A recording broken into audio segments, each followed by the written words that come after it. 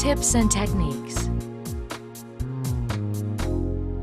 To create a cast-on loop, hold the yarn in one hand and use the other to make a small circle, overlapping the strands.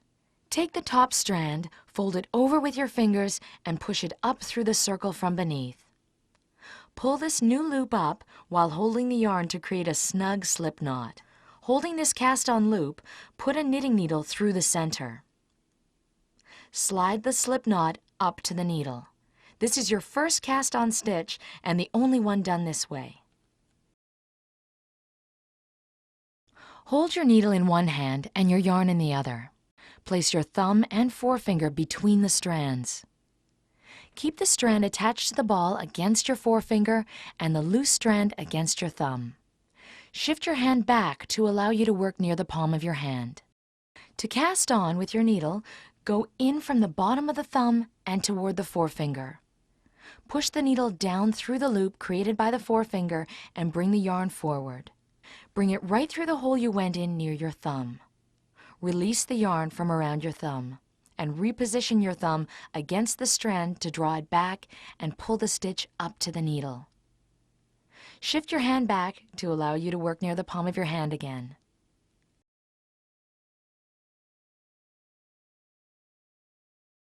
To knit, you must first position the yarn on your hand.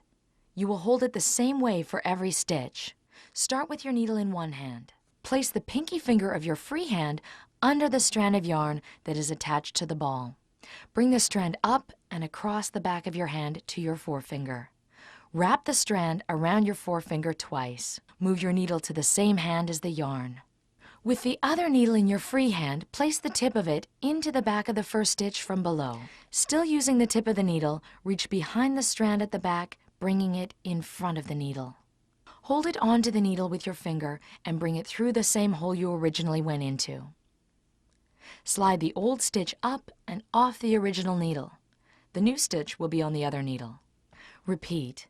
Place the needle into the back of the next stitch. Grab the strand at the back, bringing it in front of the needle. Hold it onto the needle with your finger and bring it through the original hole.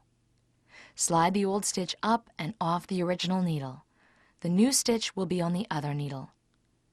Again, place the needle into the back of the next stitch. Grab the strand at the back and hold it onto the needle with your finger. Bring it through the original stitch and slide it up and off the needle.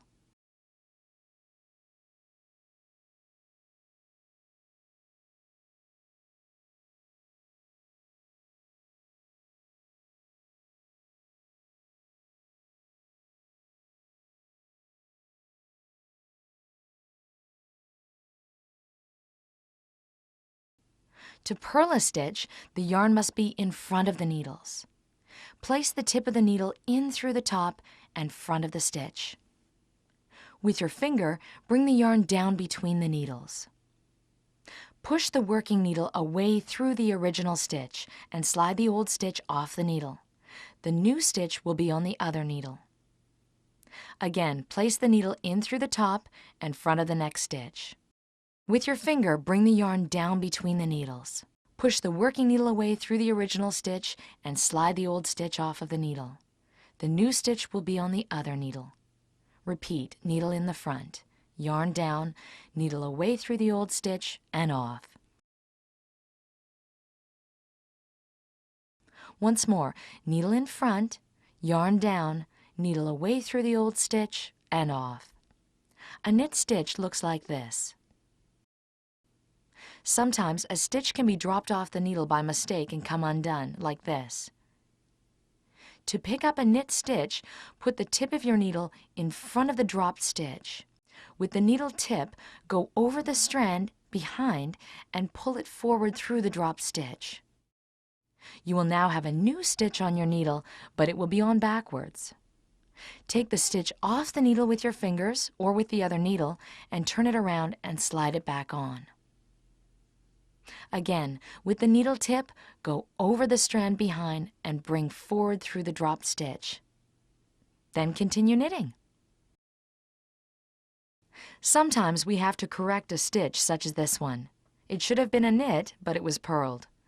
Turn the work around to see the stitch better. Remove the stitch at the top of the row and pull the rows out down to and including the incorrect stitch.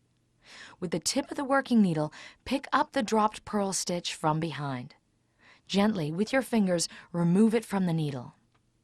Move the needle tip back and grab the same strand again from behind. Bring it forward and down to wrap it onto the needle, then away through the stitch to create another stitch. Bring this new stitch to the front of any remaining undone rows. Again, remove the stitch from the needle. Using the same needle, pick up the strand behind from the back. Move the needle tip back and grab the same strand again from behind. Bring it forward and down to wrap it on the needle, then away through the stitch to create a new one. Transfer the corrected stitch to the other needle. And now you can turn your piece around and resume.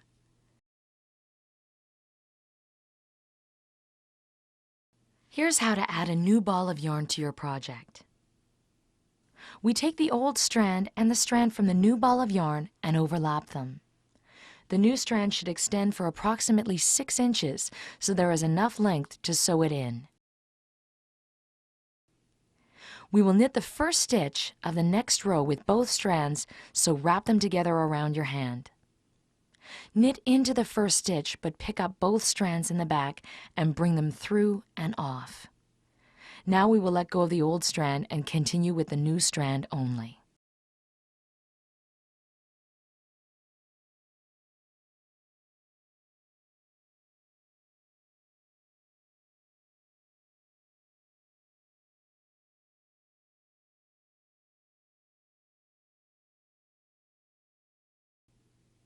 Ends are woven into the hem or edge with a darning needle. Begin by weaving the needle through the back of the first stitch.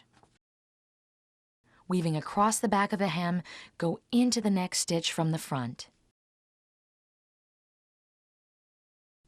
Continue this way across the back of the hem, alternating which direction you weave through the stitch. When you have woven several inches into the hem, stretch the hem to its proper size, then trim off the excess.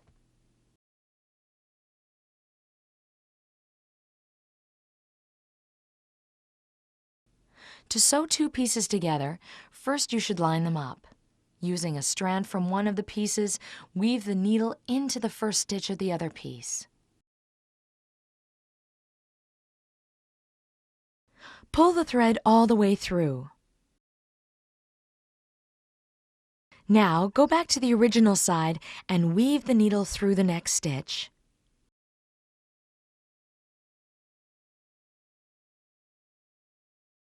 Continue working from side to side. Remember to pull each stitch snug and to frequently ensure that the pieces line up.